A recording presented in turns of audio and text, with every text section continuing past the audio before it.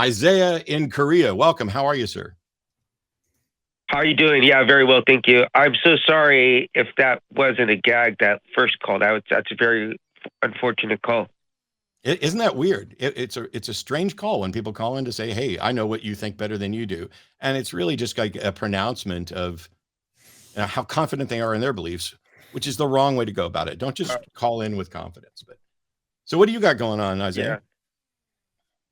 Well, so okay, so I follow some other theists online, and it really pains me to say this, but he read a letter that you read online to your parents, from your parents, and he thought it was just the funniest thing in the world, the conflict that was going on between you and your parents. And as an atheist, the last time I ever saw my mother, I told her I didn't believe in God, and then she wound up dying like 4 months later on my birthday. So that's just a little bit of context. Yeah, I know it's very, very, very unfortunate. But later I did wind up becoming a believer, and now as a believer, I interviewed an atheist, and I asked him what would his experience, what would his response be if one of his children became a believer, and he was like, yeah, it would be like, do you want pizza on your or pineapple on your pizza, or what kind of topping do you want?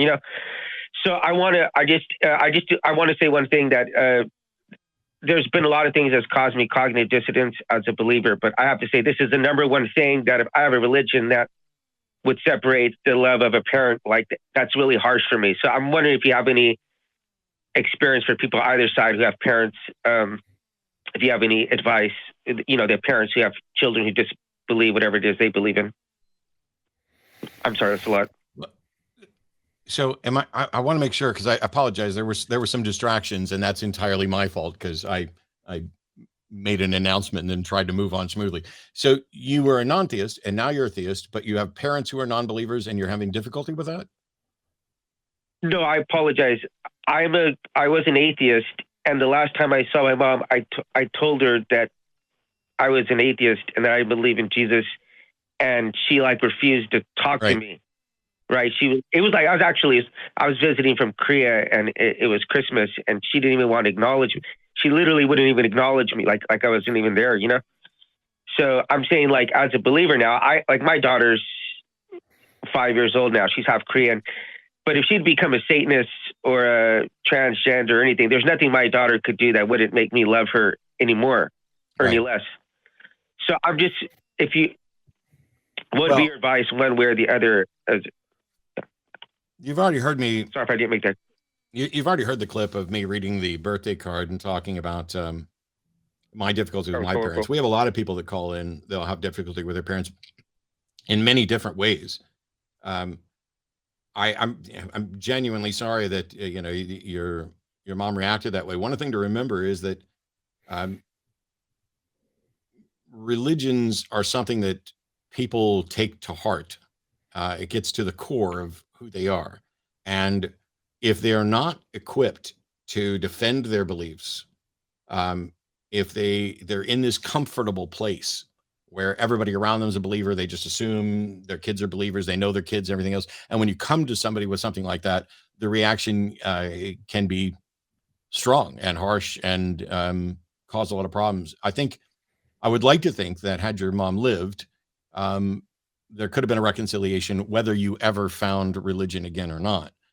Most of the time I'm dealing with atheist kids who, I've seen and helped people after their parents have kicked them out of their house. Jim, have you got advice to help Isaiah out for what he's dealing with here? Because don't I wish? No, I've chosen not to tell my parents, so I don't have any experience with telling them at all. I'm not hiding it from them either. If they were ever to jump on Facebook or my Twitter feed or YouTube, they'd find out, sure. But so I'm not hiding it, but I'm also not broadcasting it to them. And I haven't sat down to have that conversation just because I don't know of any way to do it without hurting my mom or my dad. So I don't know. I don't really have any advice because it is so touchy, because you're dealing with something that somebody that's part of somebody's identity. And that makes it very, very difficult, I think, to deal with. And then on top of that, you're dealing with a parent-child relationship, where the parent is going to feel like they failed to make that part of your identity as well. And that's part of being Christian. So no, I just expect it to not go as well as you had hoped, and do the best you can with what you got. I think, and I apologize, Isaiah, because I got two bits of the story confused. I'm not sure we're giving you the answer that you're necessarily looking for right now, but I can say that I've only lived on one side of this. Like when I was a believer, my parents were believers, and there wasn't a conflict there. I've never been I don't hear from a lot of believers who have non-believing parents and are struggling with that. Most of the time I hear from non-believers who are believing parents. Yeah. So how are you dealing with it right now? Like what's causing you the most difficulty right now? Well, I would just say as a believer, I have to engage in certain levels of cognitive dissonance where some stuff doesn't make sense to me, or some stuff I find very immoral, but about the faith. But on the other hand, I also find it ironic. Excuse me. I find it ironic that that atheists have they would be more open to having believers as children. Like, I just think there's just something incredibly wrong whenever you guys can understand having a difference of opinion. And I don't know. I just think in so many different ways Christianity has failed people. But one of the issues, and I'm sorry to bring this up like this, but just on the trans issue, I've seen you as an advocate. And actually last night I was listening to one where the person had call in and they were crying on the line and talking to Arden, and that really touched me that you make that an issue that you advocate for, because I just think Christians have done such a bad job in that area. And I don't know if you're dividing families like that.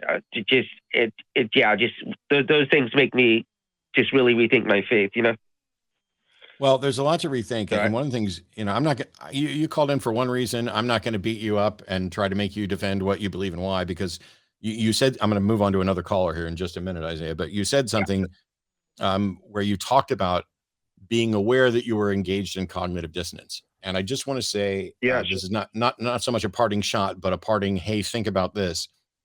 If I was aware that I was actively engaged in cognitive dissonance in a subject, I couldn't continue doing it. Belief isn't an act of volition. So if I knew that my belief was the result of some cognitive dissonance, my belief would evaporate. I might still desire that belief. I might even still act and try to act as if it were true, but I couldn't really believe it. And I would say that one of the things you might want to do is sit down and say, okay, let me think about what cognitive dissonance is. Let me see where I'm engaged with it. And how is it that knowing that I'm engaged with it, I can still hold to these things? I think as you kind of work through that, it could be valuable either way, because either you'll find out that you can't keep holding those beliefs, or you'll find a way to explain to someone like myself or Jim how it is that you can be comfortable knowing that you're engaging in cognitive dissonance.